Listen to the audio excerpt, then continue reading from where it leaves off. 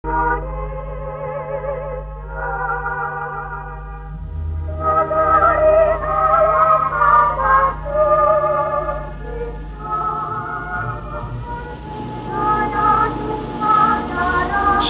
peradaban manusia, setiap zaman selalu melahirkan orang-orang besar yang akan menentukan jalannya sejarah di negeri atau tempat dia dilahirkan. Peristiwa-peristiwa besar seperti revolusi, peperangan, penemuan baru di bidang ilmu pengetahuan atau benua baru tidak lepas dari peranan orang-orang besar yang mendorong atau menggerakkan terjadinya peristiwa itu. Nama-nama seperti Socrates, Columbus, Einstein, Lincoln di belahan dunia barat, atau Mahatma Gandhi, Kemal Pasha, Sun Yat-sen, Soekarno di dunia timur tidak dapat dipisahkan dari jalannya sejarah.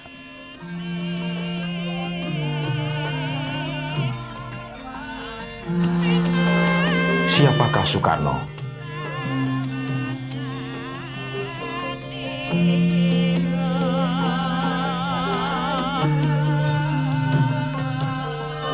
Soekarno dilahirkan pada tanggal 6 Juni 1901 di Jalan Lawang Seketeng, yang sekarang bernama Jalan Pahlawan di bagian utara kota Surabaya. Ayahnya Raden Sukemi Sosrodihardjo adalah seorang guru. Ibunya Idayun Nyomandrai Sarimben, seorang wanita Bali keturunan keluarga Brahmana, kasta tertinggi menurut adat setempat. Sebagai seorang anak pribumi, Soekarno mendapat pendidikan dasarnya di sekolah rakyat atau Ongkoloro. Atas usaha keras Pak Sukemi, Soekarno berhasil masuk sekolah Belanda kelas 1 atau Europees Lager School di Mojokerto. Tidak berbeda dengan anak-anak lain, Soekarno melewatkan masa kecilnya dengan bermain-main, mandi di kali, berkelahi, memancing ikan dan menonton wayang. Wayang mendapat tempat khusus di hati Soekarno kecil. Bima atau Raden Werkudara, pembela keadilan dan kebenaran, adalah pahlawan dalam dunia kecilnya.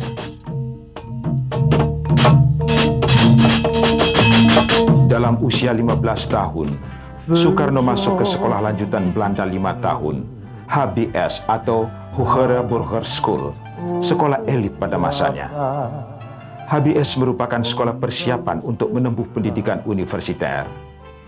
Soekarno merupakan salah seorang dari 20 murid Indonesia di sekolah yang mayoritas pelajarnya adalah bangsa Belanda. Ia tinggal bersama keluarga Cokro Aminoto, sahabat ayahnya. Rumah Cokro Aminoto berjarak sekitar 2 km dari sekolahnya. Cokro Aminoto adalah ketua Partai Serikat Islam yang beranggota 2,5 juta orang. Di masa itulah Soekarno mulai bersentuhan dengan dunia pergerakan kemerdekaan Indonesia. Di rumah ini, dalam suasana serba kekurangan, Soekarno mengenal dari dekat pemimpin-pemimpin pergerakan nasional seperti Kiai Haji Agus Salim, Dr. Cipto Mangunkusumo, Dawes Dekker, Semaun, Alimin, Muso, dan lain-lain. Diskriminasi yang dialaminya di sekolah dan diskusi-diskusi yang didengarnya di rumah Pak Cokro menimbulkan kesadaran nasional yang kuat dalam kalbu Soekarno muda. Di luar jam sekolah, dengan setia ia mengikuti Pak Cokro dalam kegiatan propaganda Serikat Islam. Soekarno berkesimpulan bahwa pidato Pak Cokro terlalu datar dalam irama pengucapannya. Dalam organisasi kepemudaan Trikoro Darmo, Soekarno mulai mengembangkan bakatnya sebagai ahli pidato ulung.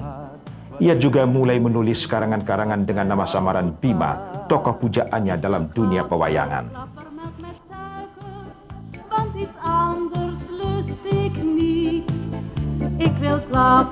Tamat dari HBS, Soekarno ingin melanjutkan pendidikannya di Eropa. Ibunya tidak setuju karena faktor keuangan. Bersamaan dengan itu, di Bandung telah dibuka THS, Technische Hogeschool. Soekarno mengikuti pendidikan calon insinyur. Belum 1 tahun menjalani kuliah, Cokro Aminoto yang telah menjadi mertuanya ditangkap akibat kerusuhan di Garut yang mengakibatkan terbunuhnya beberapa orang pegawai kolonial Belanda. Untuk membiayai keluarga Cokro Aminoto, Soekarno kembali ke Surabaya dan bekerja pada jabatan kereta api. Di sini ia berhubungan secara leluasa dengan kaum buruh kereta api dari seluruh Jawa Timur, terutama pimpinan serikat buruhnya.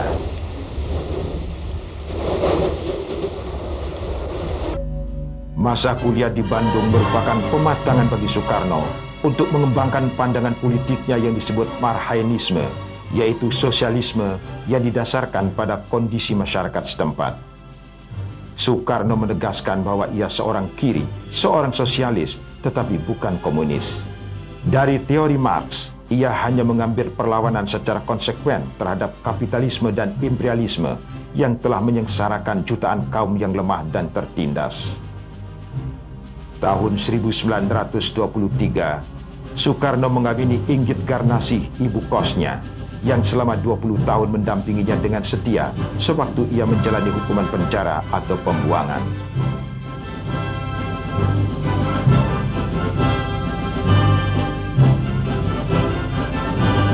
Setamat dari THS pada tahun 1926, Soekarno bersama kawannya Anwari mendirikan Biro Arsitek dan menolak bekerja pada pemerintah atau menjadi asisten pengajar di alma maternya.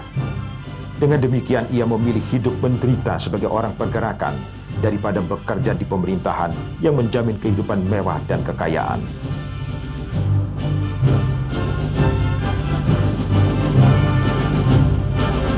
Pada tahun 1930, Soekarno ditangkap bersama Maskun, Gatot Mengkupraja, dan Supriyadinata dengan tuduhan kegiatan politiknya dianggap mengganggu ketertiban umum. Dalam sidang pengadilan di Bandung, ia membacakan pembelaannya, Indonesia Menggugat. Pembelaan Soekarno lebih merupakan orasi politik yang menuduh kejahatan pemerintah kolonial Hindia Belanda terhadap rakyat Indonesia, dan ia pun tahu konsekuensi yang harus ditanggungnya. Pengadilan Negeri Bandung dalam keputusannya yang dikuatkan oleh Pengadilan Tinggi atau Radvan Justisi menghukum Soekarno 4 tahun penjara. Soekarno menjalani hukumannya di penjara Sukamiskin Bandung. 8 bulan pertama ia mengalami isolasi, tidak boleh bertemu siapapun termasuk istrinya Inggit Garnasih. Bagi seorang pemimpin yang berada di tengah-tengah masa, hukuman ini dirasakan sangat berat. Hukuman yang sama dialaminya kembali menjelang hari-hari akhirnya oleh pemerintah Indonesia yang kemerdekaannya ia perjuangkan selama berpuluh tahun. Namun dinding penjara tidak dapat memadamkan semangat perjuangan seperti diinginkan oleh pembesar-pembesar kolonial. Dengan berbagai cara, Soekarno berhasil menghubungi kawan-kawan seperjuangan melalui Inggit Garnasih, sang istri yang setia. 8 bulan setelah dibebaskan dari Sukamiskin, Soekarno ditangkap kembali dan ditahan di kantor polisi Jakarta dan Sukamiskin selama 8 bulan, sebelum akhirnya diputuskan untuk dibuang keluar Pulau Jawa. Gubernur Jenderal De Jonge dengan mempergunakan hak eksorbitan Recht tanpa proses pengadilan memutuskan pembuangan Soekarno, Hatta, dan Syahrir. Soekarno ke Endeh di Pulau Flores, sedangkan Hatta dan Syahrir ke Bovendigul di tanah Papua.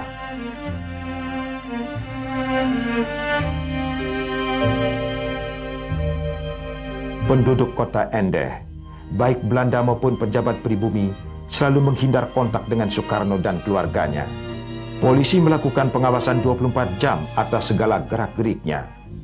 Dalam keadaan terasing dari dunia luar, Soekarno bergaul dengan rakyat Flores yang masih buta huruf. Ia berkawan dengan petani kelapa, nelayan, dan golongan bawah lainnya.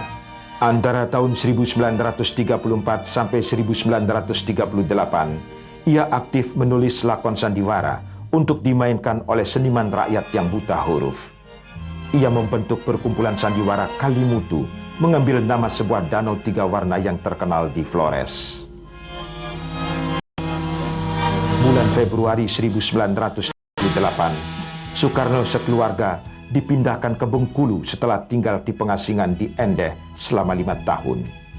2 orang pembantu setianya, Riwu dan Darhan, mengikuti keluarga Soekarno ke pembuangan yang baru.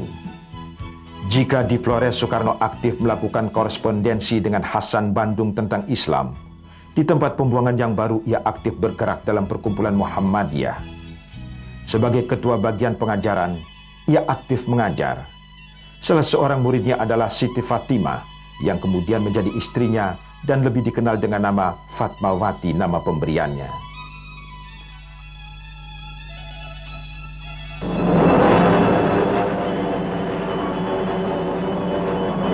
Sementara itu, suasana politik di Asia berubah cepat. Ambisi kaum militer Jepang untuk mendapatkan tanah jajahan di selatan mengobarkan Perang Pasifik yang dipicu pemboman atas pangkalan Angkatan Laut Amerika Serikat di Pearl Harbor, Hawaii. Pemerintah Hindia Belanda yang terlalu percaya pada kemampuan angkatan perangnya menolak setiap usulan kaum nasionalis untuk ikut serta membantu pertahanan Hindia Belanda dari serangan musuh.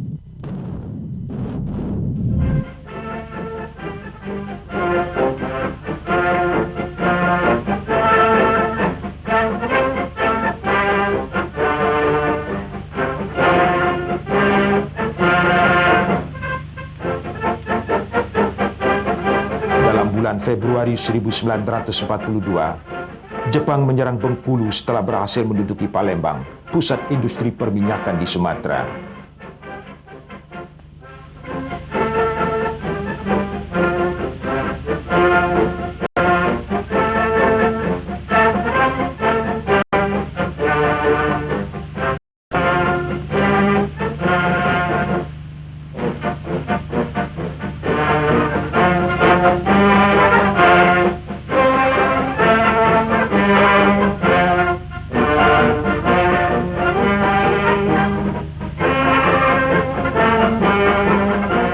Tanggal 8 Maret 1942, Belanda menyerah kepada Jepang di lapangan terbang Kalijati dekat Subang.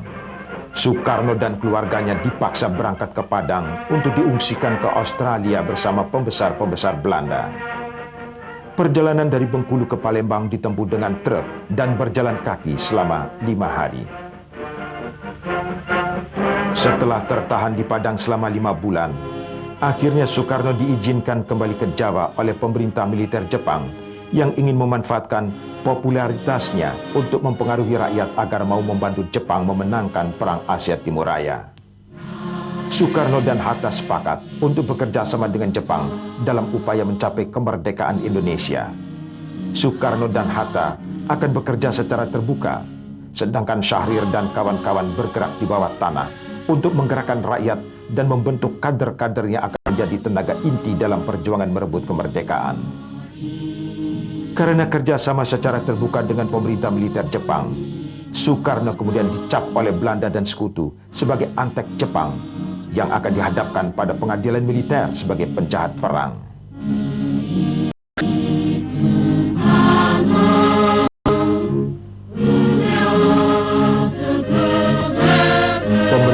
Jepang juga membentuk parlemen bayangan yang dinamakan Chuo Sangi-in yang bertugas memberi nasihat kepada pemerintah mengenai berbagai hal.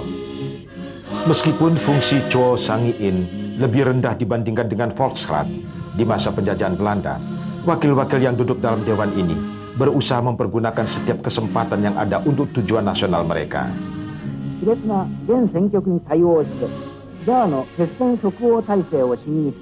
第2回中央参議院が1月30日、最高指揮官臨席のもと、厳かに開院された。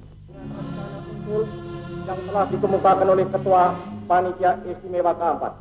Siapa yang mufakat, saya minta berdiri. Terima kasih. Tuan-tuan yang terhormat, tidak ada seorang anggota pun yang tidak berdiri, sehingga boleh saya katakan bahwa seluruh Chuo Sangi-in seia sekata menerima usul panitia keempat itu menjadi jawaban yang sah dari Chuo Sangi-in atas pertanyaan Paduka Yang Mulia Saiko Shikikan yang kedua.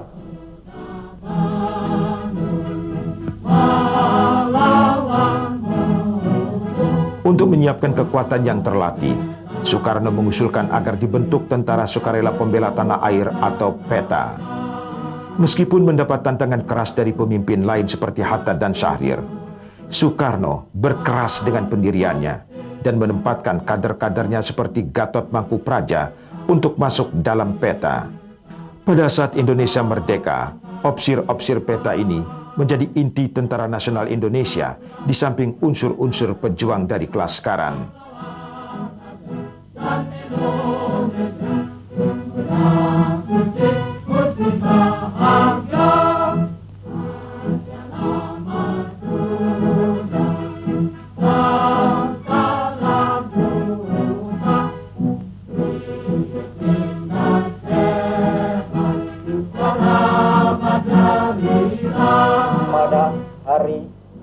Massachusetts yang baru lalu, maka rakyat Indonesia yang berdiam di daerah pemerintahan Kaigun mendapat kebahagiaan yang amat besar. Pada hari itu diperkenankanlah berkibar bendera kebangsaan kita sang merah putih, dinyanyikan lagu Indonesia Raya, serta ditambah kesempatan bagi penduduk di sana untuk ikut campur mengambil bagian di dalam pemerintahan negeri. Dengan bantuan Nensefu serta Jawa Gunsekanbu, maka saya dari tanggal 26 April sampai tanggal 2 Mei yang baru lalu berada di Sulawesi untuk memberi bantuan kepada usaha peperangan dan persiapan Indonesia merdeka. Rakyat Indonesia di daerah Kaigun telah seinsaf-insafnya bahwa dua usaha ini tidak dapat dipisahkan satu dari yang lain. Perang yaitu merdeka, merdeka yaitu perang. Juga di sana saya gemblengkan di dalam hati sanubari rakyat bahwa kewajiban kita bukan hanya mencapai Indonesia merdeka selekas mungkin, tetapi memiliki Indonesia merdeka itu buat selama-lamanya.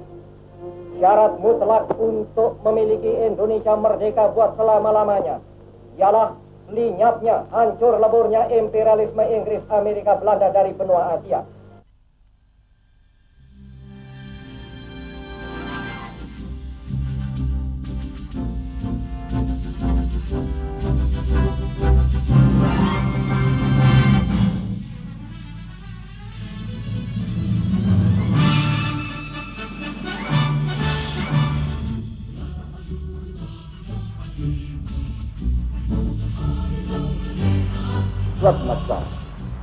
Menjelang berakhirnya Perang Pasifik, pemerintah Jepang menjanjikan untuk memberikan kemerdekaan di kelak kemudian hari. Menyambut pernyataan pemerintah militer ini, Soekarno dalam pidatonya di depan Saiko Sakikang menyatakan, Paduka Yang Mulia Saiko Sakikang, dengan hati yang terharu, kami menerima pengumuman bahwa Kerajaan Dainippon memperkenankan kemerdekaan segenap bangsa Indonesia di kemudian hari. Hati dan jiwa kami meluaplah dengan rasa terima kasih yang sehikmat-hikmatnya kepada Yang Maha Mulia Tenno Heka yang bermurah hati memperkenankan terkabulnya cita-cita kami yang telah berpuluh-puluh tahun itu.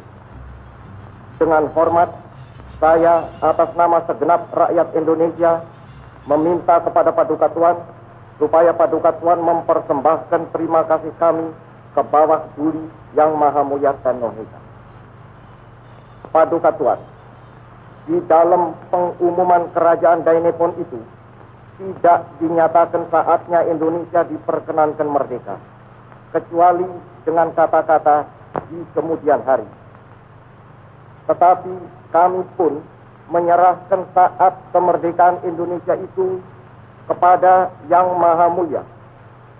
Yang Maha Mulia lah terlebih bijaksana. Yang Maha Mulia lah terlebih mengetahui. Kami hanya insaf bahwa lekas atau lambatnya saat itu datang adalah tergantung daripada besar atau kecilnya usaha kami untuk mendapat kecakapan-kecakapan yang perlu buat kemerdekaan, dan daripada besar atau kecilnya usaha kami untuk membantu lekas tercapainya kemenangan akhir peperangan Aceh Timur Raya. Tenno Heka, bantai! Bantai! Bantai! Tanggal 1 Juni 1945, Soekarno mengucapkan pidato di hadapan sidang PPUPKI yang menawarkan 5 prinsip dasar bagi negara Indonesia merdeka, yang kemudian kita kenal sebagai Pancasila. Usul Soekarno ini secara aklamasi diterima oleh sidang, sehingga tanggal 1 Juni diperingati